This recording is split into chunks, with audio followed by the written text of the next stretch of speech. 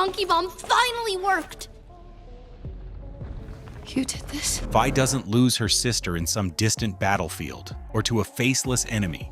She loses her to a world that's been breaking for 10,000 years. Arcane drops you right into that heartbreak without ever telling you that the world beneath it is older than most empires, older than Piltover's shining towers, older than Zaun's darkest alleys. Every tear, every explosion in that show is sitting on top of buried gods, lost civilizations, and magical weapons so dangerous the world swore never to use them again. You're watching the latest chapter of a story that's been quietly loading in the background for 10,000 years.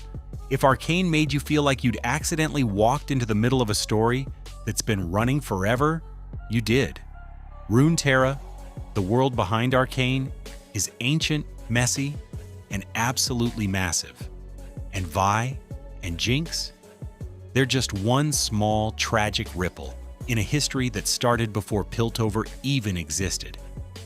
So let's do this properly. We'll start with that broken sisterhood, then zoom out wider and wider, all the way back to the creation of the world, through empires, magical nukes, and wars that nearly ended everything. And then, we'll come back to Piltover and Zaun, and where Arcane's story might go next. Picture that bridge scene in Arcane. Vi on one side, Jinx on the other, shimmer glowing in her veins, Piltover's golden skyline behind them, Zaun's green haze below. That moment feels huge, but it's not random. It's the latest echo of the oldest theme in Runeterra, power tearing people apart. Power between nations, between classes, and now between two sisters. To understand how we got there, you have to zoom out so far you leave Piltover completely. Runeterra isn't just the League of Legends map, it's a planet built out of magic. According to its creation myth, reality itself was expanding, bumping into a nothingness so empty that it woke ancient entities, the Watchers from the Void. And somewhere in that cosmic drama, beings we still don't fully know used artifacts called world runes to forge a new world. They shaped the planet of Runeterra and hung it in orbit around a star created by a dragon made of stars, Aurelian Sol. From the beginning, Runeterra wasn't just rock and water. It was born with two layers: a physical realm, the world of cities, mountains, seas, and a spirit realm, a parallel world where time and space bend, where gods, demons, and yordles, like Heimerdinger, emerge. The two realms leak into each other. That's why places like Ionia feel so mystical, and why creatures like demons and aspects can just show up. Over ages, the world starts filling in. Spirit gods rise, things like Nagakaburos, the kraken god of motion and life, and entities that govern death and dreams. Demons form around primal fears. Yordles shaped Bandle City as a sort of crossroads between worlds, and eventually humans appear. Fragile, short-lived, but extremely good at one thing: taking magic and turning it into power. This is where things start to feel very arcane. Magic on Runeterra isn't a cute light show, it's nuclear. The world runes, those original reality-forging tools, are so powerful that later mortals who touch them can level continents. Wars have been fought over fragments of that power. Over and over again, Runeterra's history follows the same pattern. Someone reaches for more magic than they can handle, breaks the rules, and the world pays the price. Arcane showed you that same story on a smaller scale. Jace and Victor touching the raw magic of Hex-Tech crystals, risking an explosion just to push the boundaries of what's possible. Silco weaponizing Shimmer to rewrite the rules of survival in Zaun. Singed experimenting way past ethical limits. It feels new and shocking, but the world they live in has seen this go wrong at a truly apocalyptic level. Let's jump to one of the world's first giant empires, Shurima. Think of it as Runeterra's ancient Egypt meets space laser sun cult.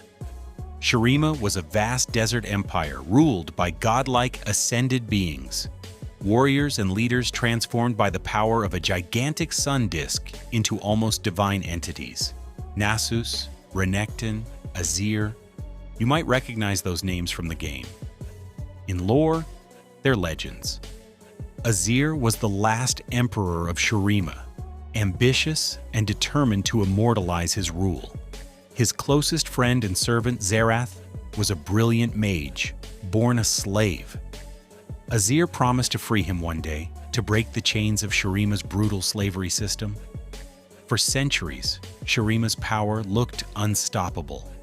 Then came the moment that changed everything. Azir's planned ascension. He stepped under the sun disk to become a living god. Zerath, fueled by a lifetime of betrayal, suffering, and broken promises, both personal and systemic, snapped. At the exact moment of the ritual, he hijacked it. Azir's ascension turned catastrophic. Zerath became a being of pure arcane energy. The sun disk exploded, and the capital of Shurima was obliterated in a magical blast. The empire collapsed. A civilization that had dominated continents literally sank beneath the sands. For thousands of years, Shurima became a desert, scattered with buried ruins, haunted by the consequences of one man's ambition and one man's rage. Notice the pattern: empire, unchecked power, betrayal, catastrophic collapse. Keep that in mind when you look at Piltover building itself up as a proud, gleaming city of progress, right on top of Zaun's suffering. Runeterra has seen this movie before. It usually ends badly. Shurima's fall is just one pillar in a much bigger catastrophe: the Rune Wars. Remember those world runes? Reality-shaping artifacts from the dawn of the planet? Over time, mortals found them. Some tried to study them. Others tried to use them. Eventually, they used them on each other.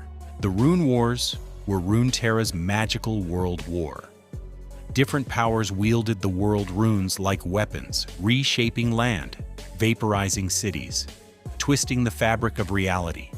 Islands shattered, continents cracked. The line between the physical world and the spirit world tore open in places. The cost was so high that people genuinely feared the world might end. In this chaos, a mage named Rise emerges as a kind of grim cleanup crew. He travels the world hunting down world runes, trying to lock them away before someone else can trigger another apocalypse. The modern League timeline still has him out there, carrying massive rune scrolls like portable nukes. Why does this matter for Arcane? Because the Rune Wars are the reason magic has a PR problem. Whole regions were scarred. Demacia was founded as a kingdom that basically said, "No more of that. Magic is dangerous. Keep it out." Noxus, on the other hand, said, "The world is brutal. Better be the strongest one holding the sword." Piltover and Zaun grew into a different role, not hating magic on principle, but trying to tame it through technology, trade, and science. The key tension in Arcane: people terrified of unregulated magic, Jace's trial, the council debating hex-tech weapons, is a late echo of a trauma the world never forgot. Once, magic nearly ended everything. Now zoom in on Piltover and Zaun. Before Arcane, the lore painted this region as a single port settlement that split over time. Engineers built a massive canal and sea gates through the cliffs to control trade between the northern continent, Valoran, and the southern, Shurima. The upper city, perched on the cliffs and enriched by trade, became Piltover, polished, academic, wealthy. The lower city, down in the industrial basin, choked by fumes and runoff, became Zaun. Two halves of one city, literally stacked on each other. In Arcane's version, Piltover is a few centuries old. born partly out of a desire to escape the violent misuse of magic. Zaun is the Undercity, the side that never got the stability, safety, or political representation. Piltover calls it a problem to be managed. Zaun calls it home. Here's where our sisters come back in. Vi and Powder, Jinx, grow up not in some random crime den, but in the shadow of Piltover's progress. Their parents were killed in a failed uprising against the top side. Vander tried to make peace, to keep Zaun from being crushed in another attempt at rebellion. The kids inherit that tension, a world where Piltover gets clean Hextech highways and Zaun gets polluted air and Shimmer labs stuffed into alleyways. Jinx's trauma, being left behind, losing her family, never feeling enough, gets weaponized by a system that already sees Zaunites as expendable. Vi believes in justice. Jinx believes in chaos, because chaos is the only thing that's ever noticed her. And in the background, the same old mistakes. Piltover's elites see Hextech not just as a tool, but as a weapon. Zaun's Chem Barons see Shimmer not just as a drug, but as a way to match Piltover's power. You can almost feel the world sliding toward its own localized version of a rune war. Not with world runes this time, but with Hextech and Shimmer. Meanwhile, outside Piltover and Zaun, Runeterra is busy being absolutely huge. Across the sea, Noxus is conquering lands with a philosophy that strength justifies everything. Demacia is clinging to anti-magic laws that are starting to crack. Ionia is recovering from invasion, full of monks, ninjas, and spirit magic. The Freljord is locked in tribal conflicts and demigod politics. The Shadow Isles are what's left of the Blessed Isles, a paradise destroyed in a disaster so bad it corrupted an entire region into undeath. Any one of those regions could eventually intersect with Piltover and Zaun. Shipping lanes, trade deals, weapons sales. Piltover sits in a key strategic zone. If a new Hextech arms race begins, do you think Noxus and Demacia just ignore it? Not a chance. Now let's tie this directly to Arcane characters, you know. Jace isn't just the hot hammer guy. In League's lore, he becomes the Defender of Tomorrow, a symbol of Piltover's belief in its own progress and superiority. He sees Hextech as a tool that must be controlled. But in the game timeline, it absolutely gets weaponized. You already saw a hint of that in Arcane with the gem-powered gauntlets and hammer. Scale that mindset up to an entire military. Victor starts as a partner, then diverges toward a cold, perfectionist vision of human improvement through technology. In game lore, he becomes the prophet of the glorious evolution, pushing people to augment themselves and leave their weak, flawed biology behind. Vi wants her sister back. Jinx wants to be loved for who she became. Piltover wants to believe it deserves its golden towers. Zaun wants to believe it deserves more than scraps. And Runeterra, it just keeps spinning, waiting to see whether this age will repeat the same mistakes, or finally break the pattern. And that's what makes Arcane so special. It doesn't just borrow a game's lore, it humanizes it. It takes a world that could have stayed as map icons and loading screen text and turns it into something you feel. The weight of history pressing down on two sisters who never asked to carry it. When the camera lingers on Piltover's skyline or Zaun's neon haze, you're not just seeing pretty backgrounds, you're seeing the fault lines of an entire planet's past running straight through their lives. If you want a full deep dive into specific regions like Shurima, Noxus, or the Shadow Isles, or a breakdown of where each Arcane character lands in the later game timeline, let me know in the comments. Hit subscribe so you don't miss the next chapter, and share this with that friend who just finished Arcane and is now dangerously close to downloading League of Legends, just to understand the lore. Because now you know, Arcane is just one city in one corner, of a world that's been breaking and rebuilding itself for 10,000 years.